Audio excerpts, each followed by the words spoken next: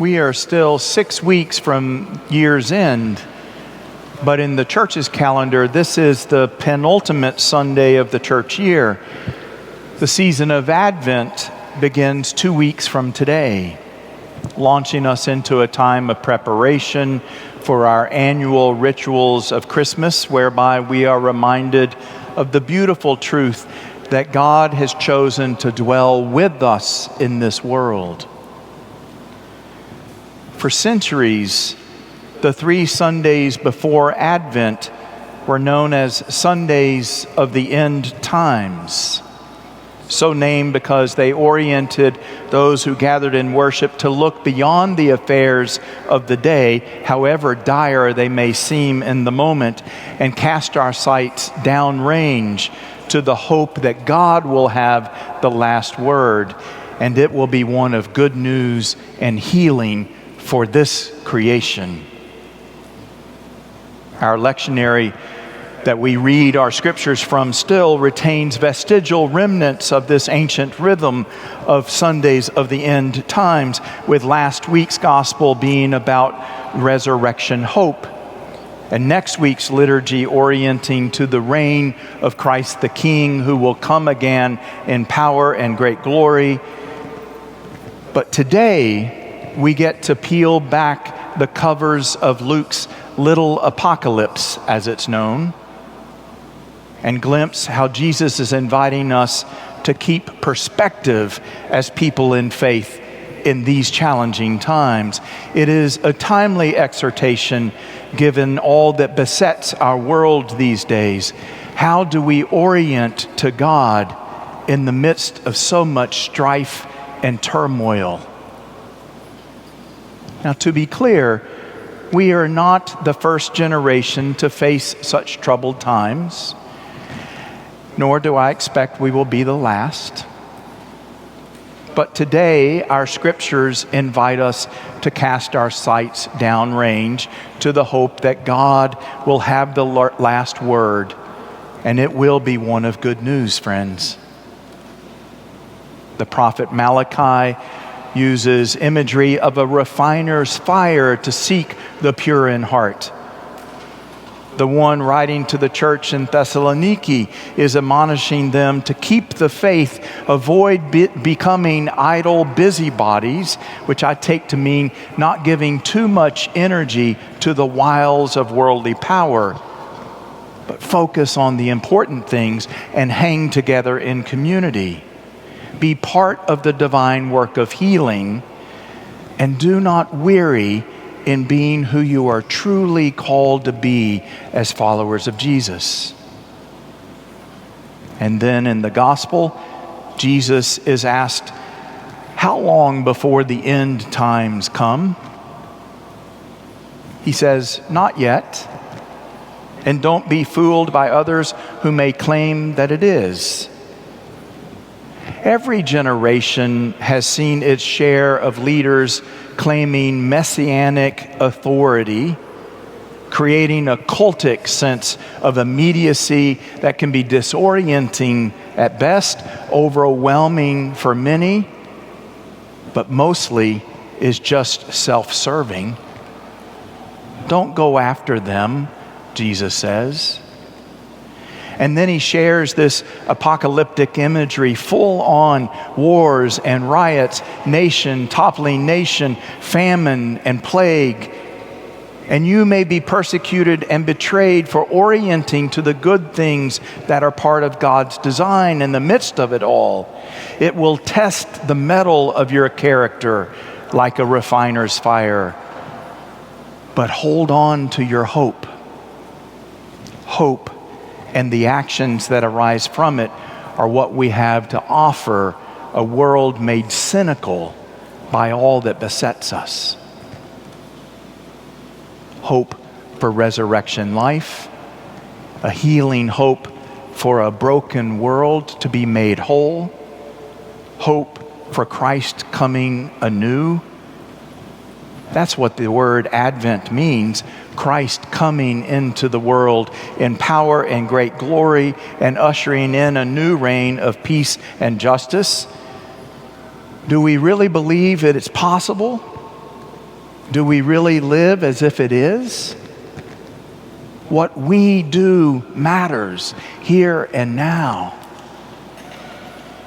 How is the depth of your character shaped by the outrage over the cruelty, injustice, and vengeance that is unfolding in our times?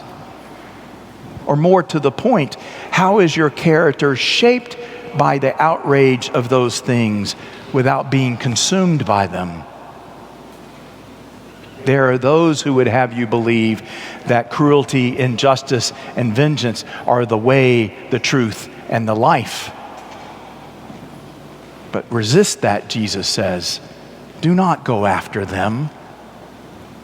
Character matters. And as Christians, as followers of this Jesus who went to the cross to show another way, we are being called to a certain way of being in these times. Which leads me to ask a corollary question. How is the depth of your character shaped by your move to compassion and a nonviolent concern and dignifying respect for others and a full measure of grace in the face of such terrible and terrifying things that our world is hurling at us these days? Can you embrace a courageous hope in God, even as it may mean hard times for us as people of faith ahead? I believe we can. I believe we are. I believe this is what Jesus wants us to do and be. 2 weeks ago, I made an appeal to support the children and families of our nearby elementary school, many of whom frequently go hungry. As you may know, 25% of the students at Lowell Elementary, just 3 blocks from here, suffer housing insecurity and hunger. They live in shelters, they live in their cars, they couch surf with family and friends. It's not okay. We may not be able to fix the fact that 42 million Americans go hungry in this time, but we can do something about 100 kids in our neighborhood who go hungry. And so I asked you, could you see Jesus in these little ones? I asked you if you could hear Jesus telling us, his disciples, you give them something to eat. And you did. Like the miracle of manna or the multiplication of loaves and fishes, this community dug deep and raised more than $40,000 and filled carloads of food that went to Lowell Elementary. More is still coming in. I went to the school again last Wednesday. The staff there are overwhelmed by your generosity. God is making a new creation through you. So I say thank you. Thank you to this community. Thank you for your faithfulness. Thank God for you. The school pantry is restocked. The families are being provided grocery gift cards that will get them through the end of the year and into the new year. And hope for another way is emboldened in these troubled times. So here's another opportunity to consider. Next week, we will host our alternative gift market designed to afford us another way of holding hope in the face of cynical powers and principalities that would mock us and our impulse toward generosity.